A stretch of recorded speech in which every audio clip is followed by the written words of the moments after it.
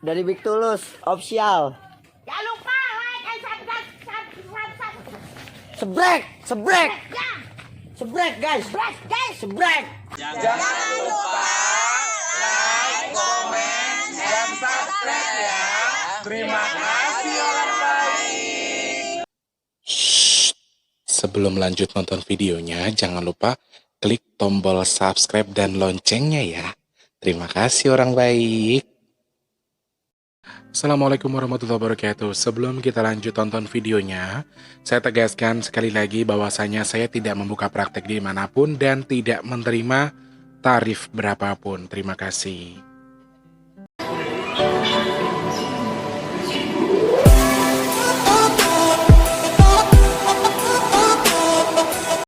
Assalamualaikum warahmatullahi wabarakatuh. Salam sejahtera untuk kita semua orang baik. Apa kabar hari ini? Semoga selalu sehat, selalu diberi kemudahan, keberkahan selalu Allah Subhanahu wa taala ya. Oleh Allah Subhanahu wa taala. Amin. Aduh, aku baru bangun cuy. Jadi hari ini tuh aku ngurus sesuatu di salah satu bank swasta dari jam 8 sampai jam 1 cuy. Aku sengaja lepas sahur aku nggak tidur, emang mau nyempetin waktu karena ada yang harus diselesaikan, harus ada yang diurus, ada sesuatu yang memang harus intinya diselesaikan. Dan aku nggak nyangka, aku datang jam 8 baru buka aja aku dapat antrian 040 dan itu tuh Masya Allah membuang waktu sekali karena aku nggak tidur. Sampai rumah aku langsung tidur dan ini aku baru bangun cuy. Aku ndak masak ndak opo. Di sini sudah jam 4:30 sore loh. Sudah 4:30 sore dengan posisi yang waduh, aku belum masak belum apa wis. Yang ada aja dulu, yang penting konten hadir ya hari ini ya. Mungkin tayangnya malam ya saudaraku. Video ini kan tayang malam ya pasti ya. Karena udah jam segini kayaknya nggak mungkin edit 1 jam, upload 1 jam, minimal tuh 2 jam setelah proses syuting. Pengeditan sampai penguploadan ya. Semoga tetap bisa bahagia meskipun masih hadirnya belakangan karena ada sesuatu sih yang harus dikerjakan. Dan oh iya, Juragan hari ini datang. Juragan Mas Wardi, Juragan Wardi hari ini datang dan dia udah pesen, Kang sambal bawang yo, enggak sambal tomat yo karo goreng iwasin, sediakan sampai nanti. Biasanya sih kalau jam segini sudah di Bandar Lampung, jam 1, jam 3, jam 1, jam 3 itu sudah di Jakarta, sudah di Kalideres, naik bis soalnya beliaunya ya. Doakan semuanya lancar ya saudaraku, semoga bisa sampai dengan selamat. Wis aku tak jemput-jemput barang, wis aku kurang turu, posisiku wis ngene tak kayaknya tak cul nih, tak suruh naik grab ya wis. Ketemu sama Mas lagi di kesempatan sore hari ini, edisi siar ke tanggal berapa sih ini? Masya Allah, gue sampai lupa tanggal, serius deh ya Allah. Loh, ini apa? Oh yang ini rek jamku. Edisi siar ke 4 Mei 2021, tepatnya di insya Allah kalau nggak salah di hari puasa Ramadan yang ke-22 ya. Dan seperti biasa kita ketemu lagi di kesempatan hari ini. Kalau kemarin biasanya nemenin waktu buka atau nemenin pas waktu sedang mempersiapkan buka puasa, tapi ini kayaknya nemeninnya setelah pulang taraweh ya. Video ini pasti tayangkan sepulang taraweh ya. Untuk siapa saja kalian yang sedang nonton video ini, untuk yang sedang dalam kondisi apapun, yang sedang sakit ya Allah, semoga Engkau sehatkan badan mereka yang sedang sakit ya Allah. Untuk yang lagi nonton video ini, Allah tanpa terkecuali saja untuk mereka yang sedang dalam kondisi bermasalah, semoga Kau berikan solusi terbaik atas masalahnya ya Allah, amin. Untuk mereka yang belum bekerja ya Allah, semoga lekas Kau berikan pekerjaan untuknya ya Allah. Untuk mereka yang belum memiliki rezeki ya Allah, yang lagi nonton video ini ya Allah, semoga Kau limpahkan rezeki yang melimpah untuknya ya Allah. Dan untuk mereka yang saat ini sedang berjuang untuk keluarganya, memenuhi kebutuhan lebarannya ya Allah, semoga Kau berikan kebutuhan sesuai dengan kebutuhan mereka, Kau cukupkan kebutuhan lebaran mereka ya Allah, amin ya rabbal alamin. Untuk yang sudah bekerja, semoga tetap diberikan kelancaran keberkahan rezeki. Untuk yang sedang untuk yang belum bekerja, semoga lekas diberikan pekerjaan. Dan semoga untuk segala siapapun kalian yang nonton video ini berikan kelancaran kemudahan untuk segala urusan baiknya, amin. Sehat, berkah, barokah, amin. Saya kenapa selalu berdoa seperti ini? Karena lagi kayak tadi pagi saya nangisin salah satu sahabat saya ya, Mas Ridwan itu bukan memberitahu tapi semacam dia dikasih THR sama bosnya tapi belum cukup katanya, dan dia harus pulang, dia harus kasih THR buat ponakan-ponakan dan sebagainya, dan katanya kurang duitnya. Nah di situ perasaan saya tuh kayak gimana gitu. Dan ibunya katanya suruh pulang. Mama itu cerita katanya mamanya itu nggak butuh gimana sih namanya orang tua ya, mama tuh nggak butuh uang, pengennya kamu pulang gitu loh, bertahun-tahun nggak pulang. Aku tuh orangnya kan melankolis banget ya, makanya aku selalu berdoa sama Allah. Aku selalu minta sama Allah buat kalian siapapun yang sedang berjuang untuk keluarganya, para tulang punggung keluarga, para pekerja rumah tangga, maksudnya itu untuk keluar, entah itu suami, entah itu istri ya, karena kan ada juga janda yang masih ngurusin anaknya tanpa nafkahi suami juga ada. Siapapun jenengan semua, mudah-mudahan Allah berikan kemudahan untuk yang mencukupkan kebutuhan lebaran keluarganya jenengan masing-masing ya, yang di Indonesia, TKI, TKW, yang lagi ngumpulin duit buat nyukupin lebaran keluarganya, semoga Allah berikan kemudahan, amin. Posisiku sama dengan mereka, makanya aku selalu berdoa, karena aku yakin sih sebetulnya doa yang baik untuk orang itu, untuk orang lain tuh feedbacknya akan kembali ke saya sendiri, sama kayak saya doain diri saya sendiri gitu loh sebetulnya. Jadi saya sendiri merasakan kondisi yang dimana mau lebaran mau apa, alhamdulillah alamin, semuanya cukup. Tapi maaf, untuk uang pegangan sih nggak bisa pegang. Yang terpenting saya sih masih bersyukur karena saya cukup, adik saya sudah pakai baju baru, intinya di situ. Adikku pakai baju baru, aku bisa beli kue 3 biji, maksudnya 3 jenis lah yang bisa ditaruh di sini. Ibarat kata air minum mah bikinin aja teh gitu, atau bikinin sirup di teko di gelas gitu loh. Cuma kadang-kadang saya berpikir untuk yang di luar sana yang belum mencukupkan gitu loh kebutuhan itu, yang dia tuh punya anak istri, dia tuh punya keluarga di mana mereka belum cukup gitu. Jujur, kenapa saya sering berdoa seperti itu? Sebetulnya itu saya mendoakan diri saya sendiri. Saya meminta kepada Allah untuk diri saya sendiri, sehingga saya minta cukup. Karena kondisi jujur, meskipun semuanya cukup, tapi ada beberapa hal yang tidak bisa saya genggam. Piye sih rasanya orang lebaran kebutuhan cukup tapi nggak punya uang, kan juga nggak bisa. Makanya saya selalu berdoa minta dicukupkan sama Allah, sehingga saya bisa cukupin kebutuhan lebaran adik saya. Terus saya juga bisa sedekah gitu loh, bisa zakat gitu loh. Intinya di situ. Dan aku lek bahas iki mesti nangis gembeng, karena posisinya wis aku dewe gembeng, aku dewe cengeng orangnya, terus mikirin teman-temanku yang gimana ya Tulus, gue nggak bisa pulang lah, nggak bisa apa. Duh ya Allah, tolong sok nih, lek duwe rezeki dan Allah berikan saya rezeki, saya pasti bantu mereka. Karena posisinya rezekiku ya koyong ini posisi ini gitu loh.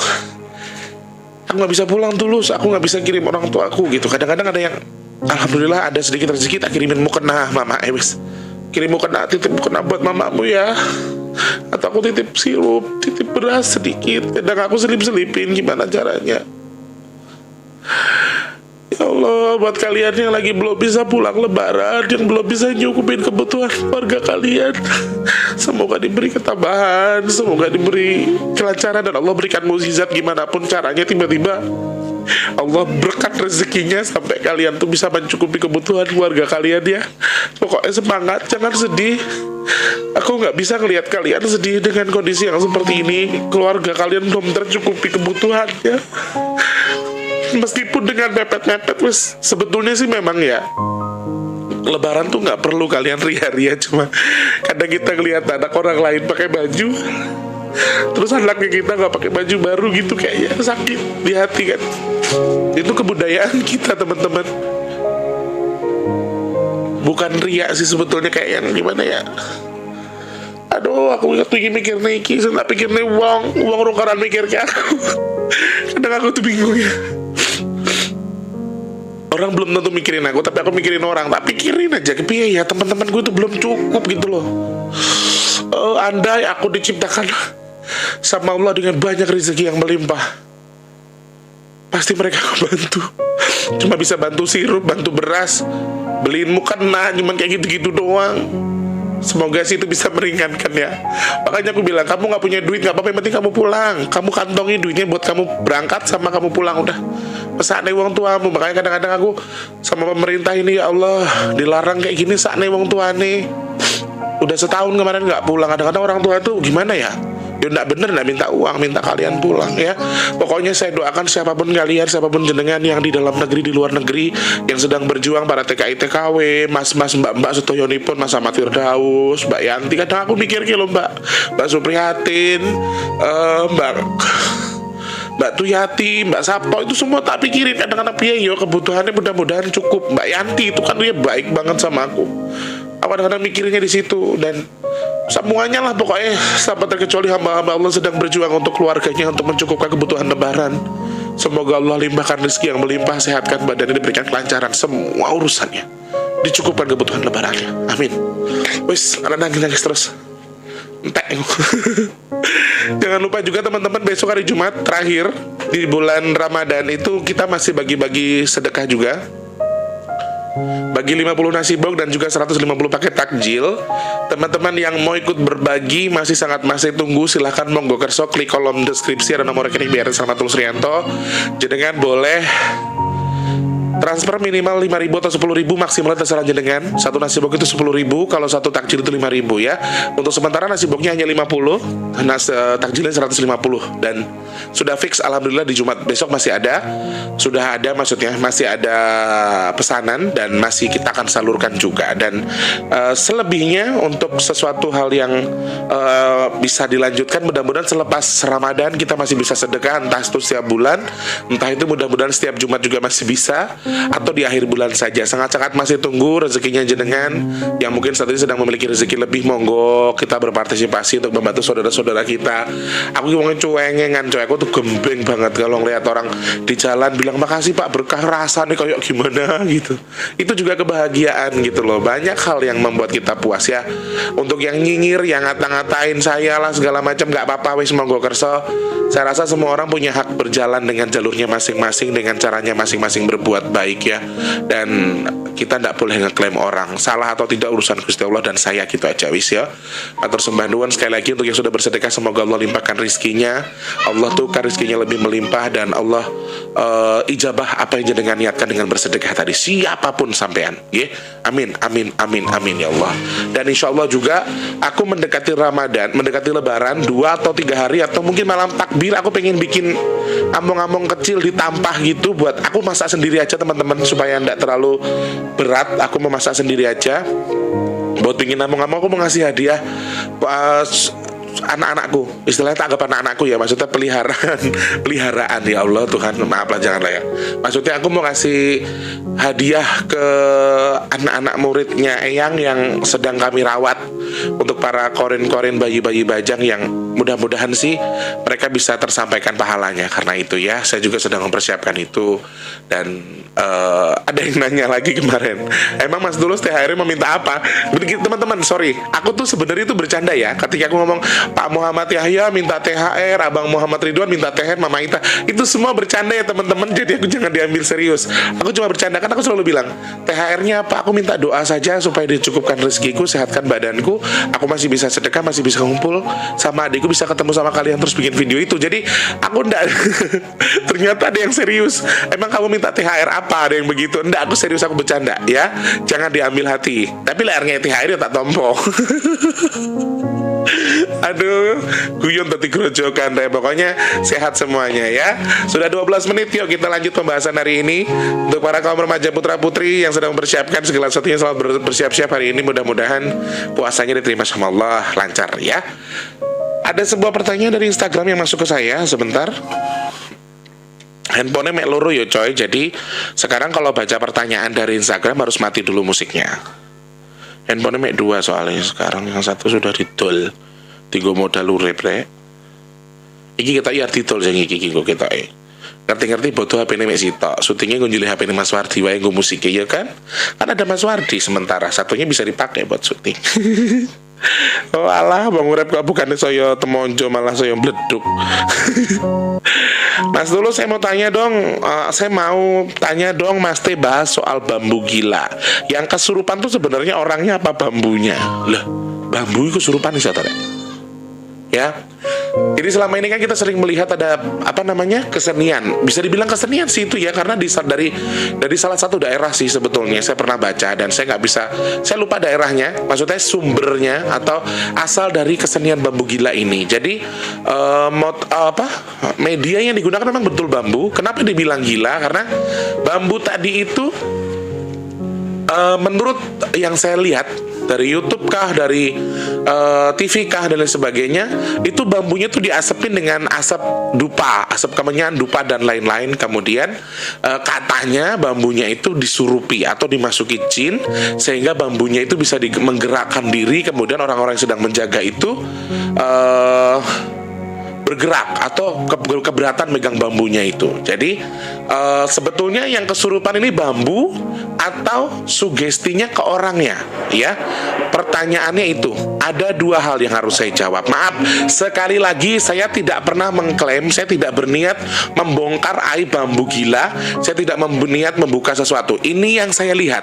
Apa yang saya katakan ini adalah yang saya lihat, bukan dari sumber manapun, bukan untuk menjatuhkan kesenian apapun. Sekali lagi saya sangat mendukung kesenian Indonesia dan ini hanya poin-poin tertentu yang dimana orang tuh penasaran dengan ini sebetulnya apa gitu ya. Karena begini teman-teman, saya pernah berkomunikasi dengan salah satu pemilik debus di daerah Pantura. Itu kebetulan anaknya itu temanku nyanyi. Bapaknya itu punya debus. Kalau di Pantura kan suka ada tuh debus-debus kayak gitu dan diselipin sama bambu gila toh.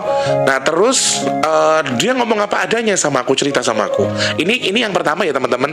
Jadi sebetulnya gini, kalau dikatakan apakah bambunya itu kesurupan, sebetulnya tidak semua bambu gila itu menggunakan bambu yang kesurupan ternyata.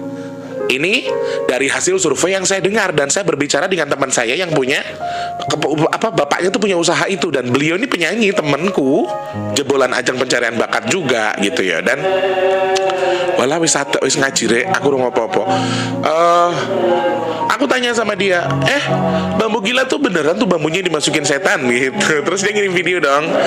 Jangan bercanda lu, gue tahu lu kan bisa ngelihat bla bla bla bla kata dia kan. Kemudian dikirim video di mana ketika prosesi itu sedang dilangsungkan, dikirimkan videonya ke aku.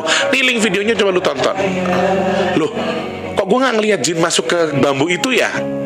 Nah, setelah itu dia baru ngomong begini, tapi kan itu diasepin terus, didupain dan segala macam. Lu nggak bisa ini gitu. Kemudian jarak beberapa hari bapaknya yang telepon. Hebat Mas Tulus ini katanya. Mas Tulus tahu ya kalau gini. Maksudnya tahu pripon Pak? Kan aku cuma nanya. Kan anaknya jenengan cuma nanya.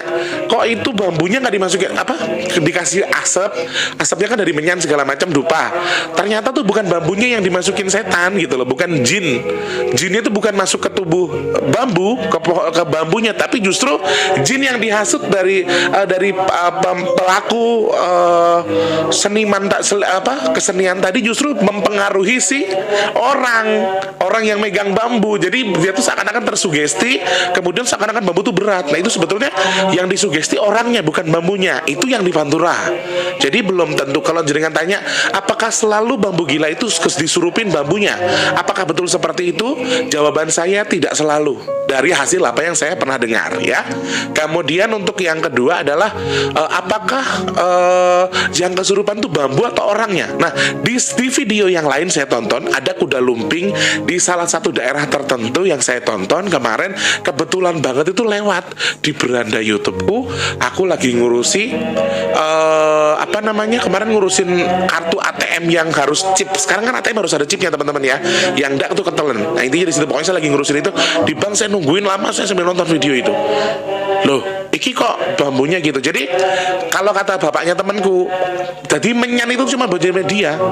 Menyan itu bukan media untuk mensurupi atau mensurupkan atau memasukkan jin ke pohon bambu atau ke batang bambu, tetapi asap tadi atau kemenyan dan dupa tadi justru untuk memanggil khodam peliharaan atau indang ebek katanya ya. Indang ebek, aku nggak tahu. Ebek itu setauku kuda lumping versi Tanginyongan atau versi ngapak ya.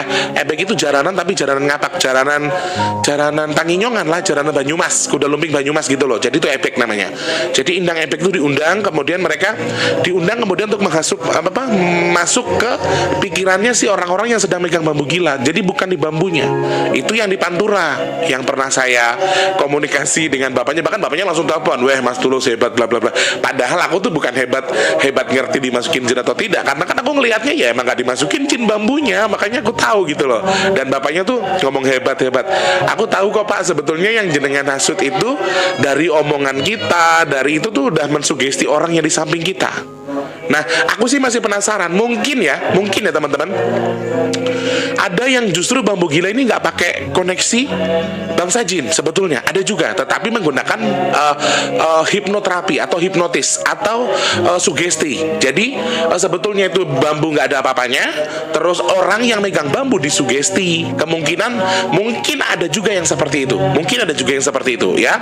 Tetapi video yang kedua yang saya tonton, yang di salah satu kuda lumping itu ternyata tidak. Saya juga melihat ada jin yang masuk ke bambu, kemudian ada jin juga yang masuk ke orang-orang atau menghasut orang-orang di sekitar situ, dorongin badan orang-orang itu loh, gitu loh. Jadi secara mata batin itu saya melihatnya adalah ya memang orang itu tuh berasa didorong, bukan berat karena bambunya sudah berat karena ada jin yang jin yang masuk ke dalam bambu tadi, batang bambu. Kemudian ada jin lain yang suka mendorong mereka begini-begini supaya mereka tuh kayak seakan-akan ada yang menarik. Nah, jadi ada dua versi. Yang pertama adalah mereka tidak memasukkan jin kepada bambu, ya. Mungkin sebenarnya ada tiga, cuman yang satu ini belum bisa saya buktikan, ya. Yang pertama, menurut saya pribadi ya teman-teman, ini sekali lagi menurut saya. Jadi jangan digarisbawahi saya mengklaim saya membongkar aib bambu gila, tidak. Tapi demi Allah cuma pengen ngomong tok sesuai dengan apa yang saya lihat, ya.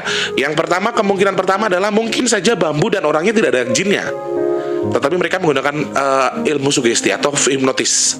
Semua peserta dihipnotis, kemudian mereka akan mengakui atau seakan-akan merasa kalau bambu itu ada setannya karena disugesti tadi, karena dihipnotis tadi. Kan semua bisa terjadi karena hipnotis. Itu yang kemungkinan yang pertama. Dan mungkin saja itu bisa terjadi meskipun tidak ada buktinya atau belum bisa saya klarifikasi karena saya belum pernah menjalani itu atau belum pernah berkomunikasi secara langsung dengan Mas Ferdian misalnya, ya.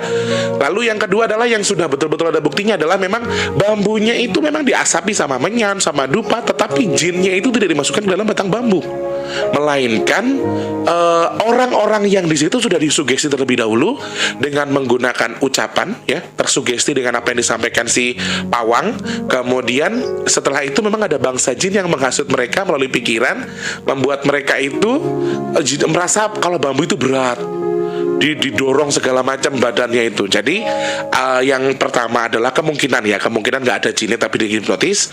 Yang kedua adalah tidak dimasukkan jin di batang bambu, tapi jin yang difungsikan tadi atau indang-indang yang difungsikan itu untuk menghasut orang-orang yang sedang menggunakan atau memegang bambunya, sehingga mereka tuh oleng karena didorong lah, karena diapain lah gitu. Nah, yang ketiga adalah bambunya dimasukin jin, kemudian orangnya juga disurupin sama jin. Tetapi dalam hal ini media yang mereka gunakan adalah, saya melihat pawangnya tuh kayak nyebarin asap gitu loh. Asap tuh biar ini. Jadi aku tahu sebenarnya itu adalah namanya menyebar orbs atau menyebar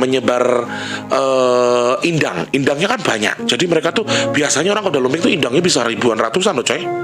Jadi ketika mereka datang tuh, sebetulnya yang datang ke jaranan, ke lumping dan sebagainya, itu tuh ya bukan indangnya mereka semua. Maksudnya bukan indangnya si kuda lumping semua. Terkadang ada makhluk lain yang ada di kampung. Misalnya saya mentas di kampung A, ternyata di kampung A tuh dulu terkenal angker, ada begini-begini, orang yang suka nari dan sebagainya.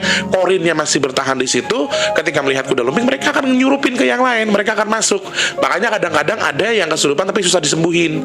Ada juga yang kayak gitu, karena sebetulnya mereka bukan anggota dari grup kesenian kuda lumping tadi, melainkan adalah anggota korin dari lain atau makhluk lain yang sengaja datang ke situ, ikut mentas, ikut senang dengan pentas itu, kemudian saking jogetnya itu ikut masuk ke badan si orang, kemudian ikut joget bareng-bareng di situ. Sebetulnya sih seperti itu. Jadi yang saya lihat ini mata batinku loh, yo. Jadi dengan ngeranggap saya salah, yo terserah, nggak apa-apa. Kalau menurutku pribadi, tidak semua di kesurupan kuda lumping yang rame-rame itu, yang bisa sampai rame ratusan, puluhan orang kesurupan, tidak semua menurut saya itu adalah indang dari pemilik kuda lumping.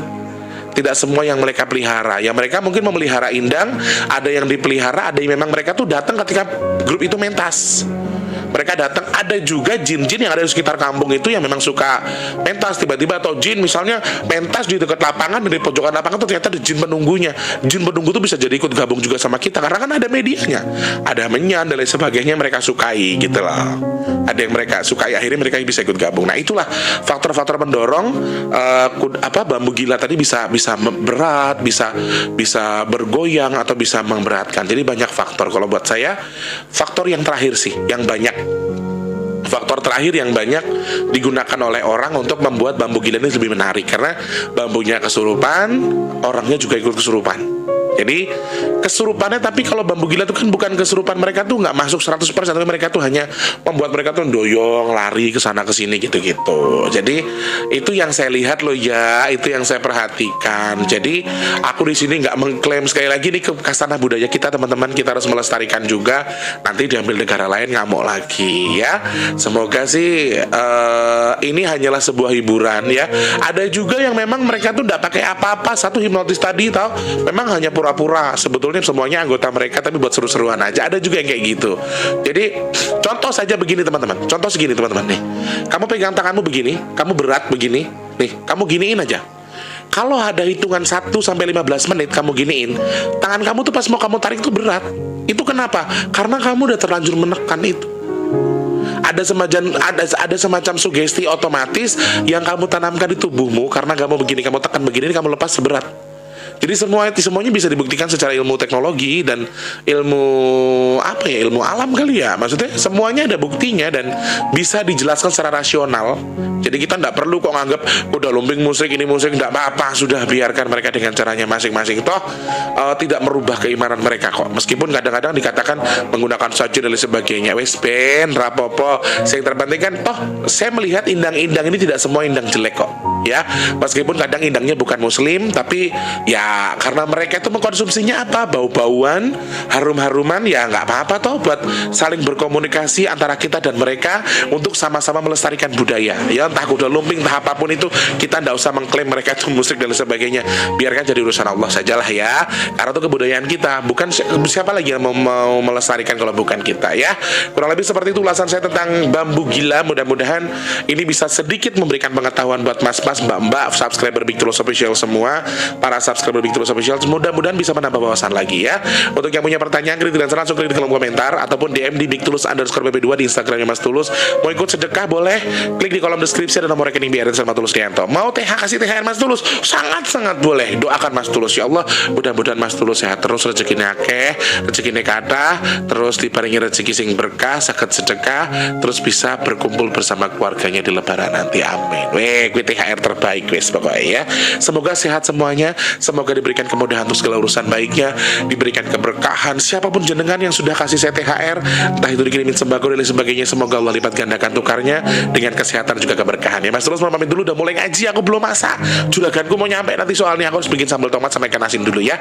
Terima kasih banyak, selamat pagi, siang, sore, dan juga malam. Sampai jumpa orang baik. Mohon maaf kalau ada kata-kata yang kurang berkenan ya. Insyaallah ketemu lagi di lain kesempatan. Bye. Assalamualaikum warahmatullahi wabarakatuh.